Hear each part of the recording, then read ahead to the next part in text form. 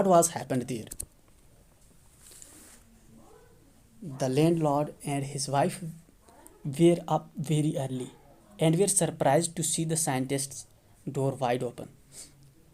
Landlord Mr. Hall, that means, and his wife Mrs. Hall इस रोज़ बड़ी सुबह सुबह उठ के थे, ठीक है। और उन्होंने देखा कि साइंटिस्ट का दरवाज़ा जो है उसके रूम का वो तो ओपन है। Usually it was shut and locked. अक्सर ऐसा होता था कि इसका दरवाज़ा बंद रहता था और इसको ताला लगा रहता था। And he was furious if any one entered his room. तो इसकी वजह से वो हैरान थे। फ्यूरियस मीन्स, सॉरी, कहाँ थे हम? Usually it was shut and locked and he was furious if any one entered his room.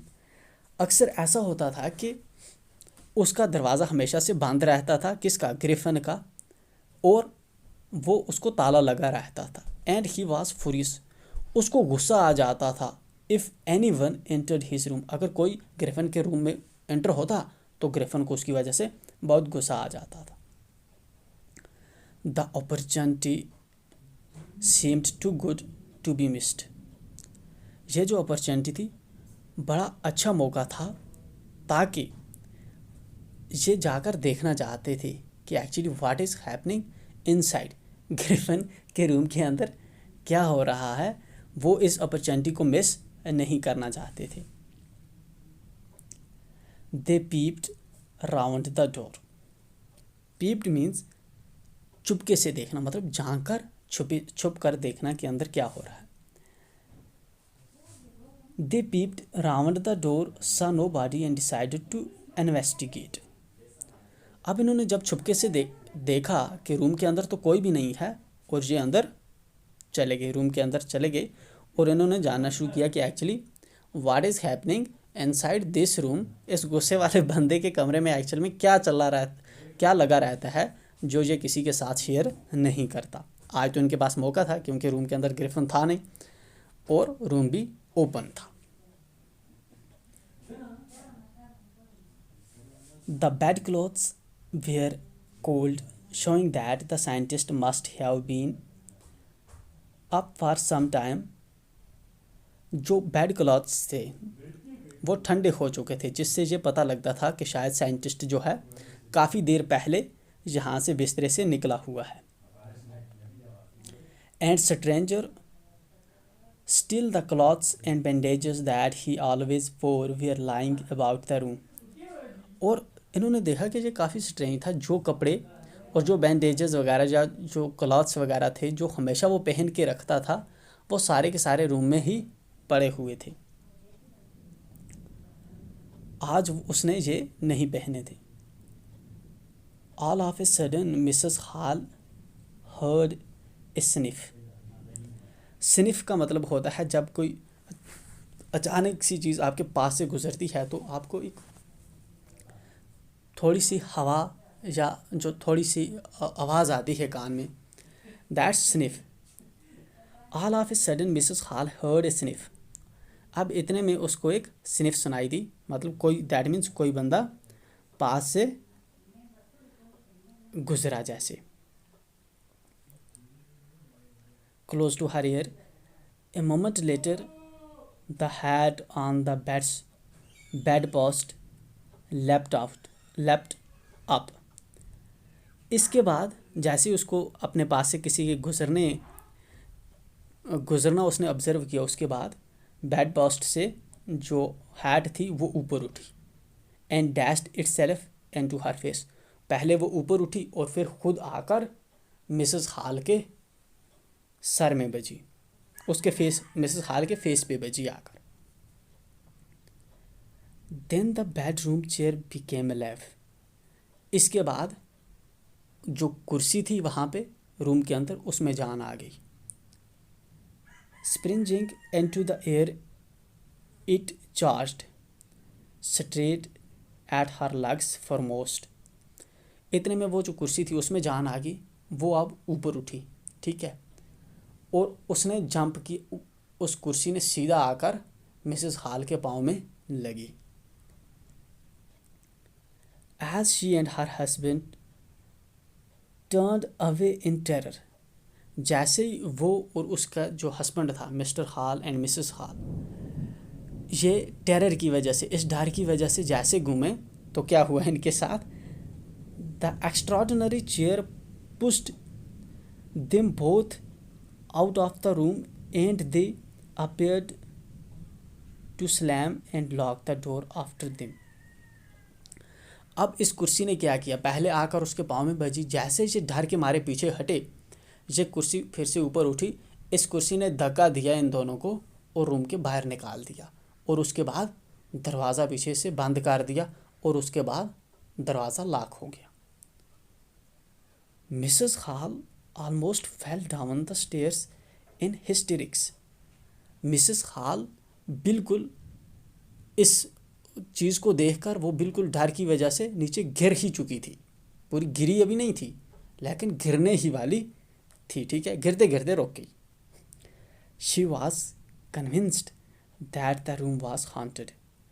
अब इसको ये यकीन हो चुका था कि इसके घर में भूत प्रेत आ चुके हैं, कोई रूहानी चीज़ें इसके रूम के अंदर घुस चुकी हैं, जिसकी वजह से ये सब हो रहा है। हांटेड मीन्स व्हेन कोई जो आत्मा वगैरह घुस जाती है कहीं पे, या फिर कुछ स्पिरिट्स वगैरह घुस जाते हैं, that's then we call it haunted. And that the stranger had somehow caused these to enter into her furniture. और अब इसको ये भी यकीन हो चुका था किसी न किसी तरह से इसमें जो कंट्रीब्यूट किया है वो ग्रिफन ने भी किया है। ग्रिफन जो साइंटिस्ट है, स्ट्रेंजर है, इसने भी कुछ कंट्रीब्यूट किया, जिसकी वजह से ये कुछ उल्टी सीधी हरकतें करता रहता था, जिसकी वजह से ये जो स्पिरिट्स वगैरह थे ये कुर्सियों के अंदर भी घुस के, इसका फर्नीचर वगैरह जो था उसके अंदर भी घुस चुके हैं। My poor mother used to sit in that chair, she moaned. अब डर के मारे उसने धीमी सी आवाज़ निकाली, मेरी बेचारी माँ इस पे बैठती थी। To think it should rise up against me now. अब इसको लगा, इसने धीरे से बोला कि इसकी माँ इस चेयर पे बैठती थी और अब वही चेयर इसकी तरफ उछल के इसको धक्के दे रही है, इसकी तरफ उठाई है। The feeling among the neighbors was that the trouble was caused by witchcraft. तो जो इसके नेबर वगैरह थे, नेबर तब ये समझ रहे थे ये जो प्रॉब्लम इनके गांव में अब क्रिएट हो रही है वो एक्चुअली में किसी जादू वगैरह की वजह से हो रही है। But witchcraft or not, when the news of burglary at the clergyman's home became known, the strange scientist was strongly suspected of having had a hand in it. चाहे witchcraft means जादू टोना वगैरह। Now further the writer is saying कि इस जो village था इसके अंदर चाहे जादू टोना का कोई सिचुएशन वाली एरिया थी या नहीं थी, लेकिन जिस वक्त इनके ही पड़ोस में जब क्लर्गी मेंस के घर में चोरी हुई तो उस वक्त इस साइंटिस्ट को सस्पेक्ट किया गया कि कुछ हो ना हो, लेकिन इस स्ट्रेंजर पर्सन का ज़रूर इस चोरी के अंदर भी हाथ हो सकता है। Suspicion grew even stronger when he suddenly produced some ready cash. इसके बाद जो लोगों का शक था वो और भी बढ़ गया जब अचानक उसने कुछ पैसे निकाले इस स्ट्रेंजर ने, क्योंकि कुछ टाइम पहले ये तो कह रहा था कि मुझे चेक आने वाला है और इसके पास पैसे नहीं हैं, लेकिन अब चूँकि पैसे इसने चोरी कर लिए थे तो इसने पैसे निकाले, तब लोगों का शक बढ़ गया कि, और ख़ासकर मिसेस हॉल वगैरह का, घर वालों का, कि शायद अब इस बंदे का ही कोई हाथ हो सकता है क्लर्जीमैन के घर में जो चोरी हुई है। Though he had admitted not long before that he had no money. कुछ ही टाइम पहले उसने ये ऑलरेडी एडमिट भी किया था कि उसके पास पैसे नहीं है, लेकिन फिर भी उसके पास पैसे जब आ गए तो इट मीन्स कुछ ना कुछ उसका हाथ भी हो सकता है। The village constable was secretly sent for. अब जो गांव का कांस्टेबल था, ठीक है, उस एरिया का जो लोकल कंसर्न पुलिस ऑफिसर था, उसको भेजा गया इस पूरे मैटर को इन्वेस्टिगेट करने के लिए कि actually what is going around in this area. Instead of waiting for the constable, Mrs. Hall went to the scientist, who had somehow mysteriously appeared from his empty bedroom. तो Mrs hall जो थी उसने constable के आने का wait नहीं किया, वो पहले ही चली गई साइंटिस्ट के रूम में और उसने वहाँ पे देखा who had somehow mysteriously appeared from his empty bedroom. ये उसके रूम में चली गई जो रूम अभी खाली था, लेकिन इसने देखा कि अभी वो साइंटिस्ट वहाँ पे आ चुका था, अचानक कहीं से वो रूम के अंदर आ गया था, जबकि अभी जब मिसेस हॉल एंटर हुई थी उसके रूम में तब रूम खाली था. Mysteriously already I had explained it earlier that some in a strange way, ठीक है, वो वहाँ पे एंटर हो चुका था जबकि वो वहाँ पे नहीं था. I want to know what you have been doing and to my chair upstairs, she demanded. Mrs hall ने इससे कहा, साइंटिस्ट से कहा कि मैं जानना चाहती हूँ तुम मेरी चेयर जो है ऊपर उसके साथ तुम क्या करते रहते हो. And I want to know how it is you came out of an empty room and you entered a locked room. और मैं ये जानना चाहती हूँ कि तुम किस तरह एक खाली कमरे से बाहर आ गए और एक लॉक कमरे के अंदर घुस गए. ठीक है, एक्चुअली ये लॉक कमरे किसकी रेफरेंस दे रही है? ये रेफरेंस दे रही है प्रीवियस इंसिडेंट्स की. जब इनको धक्का मार के उस चेयर ने बाहर निकाला था तब दरवाज़ा पीछे से लॉक हो चुका था, लेकिन उसके बाद इन्होंने शायद ऑब्जर्व किया होगा कि ग्रिफिन तो फिर से अंदर से बाहर आ रहा है. ठीक है, शायद उसी बात की यहाँ पे ये रेफरेंस दे रही है. And I want to know how it is, आप किस तरह खाली कमरे के अंदर आ गए और किस तरह लॉक कमरे के अंदर आप किस तरह घुसे और इस वक्त खाली कमरे से बाहर कैसे आए. The scientist was always quick tempered. ये जो साइंटिस्ट था ये हमेशा से गुस्से वाला आदमी था. ठीक है, इसको बड़े जल्दी गुस्सा आ जाता था. Now he became furious. अब इसको गुस्सा आ गया. ठीक, फुरियस मीन्स गुस्सा आना. You don't understand who are what I am. तुम नहीं जान सकते कि मैं, you don't understand who are what I am, तुम नहीं जानते कि मैं कौन हूँ और क्या हूँ. ही शाउटेड, वो चलाया, उसने एक एक्सक्लेमेटरी वे में कहा, तुम नहीं जानते मैं कौन हूँ और क्या हूँ. Very well, I will show you. ठीक है, मैं तुम्हें दिखाता हूँ. Suddenly he threw off bandages, whiskers, spectacles and even knows.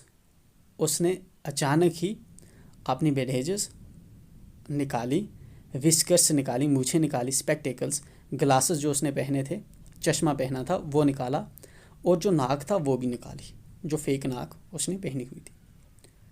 It took him only a minute to do this. लगभग 1 मिनट में उसने सब ये निकाल दिया था.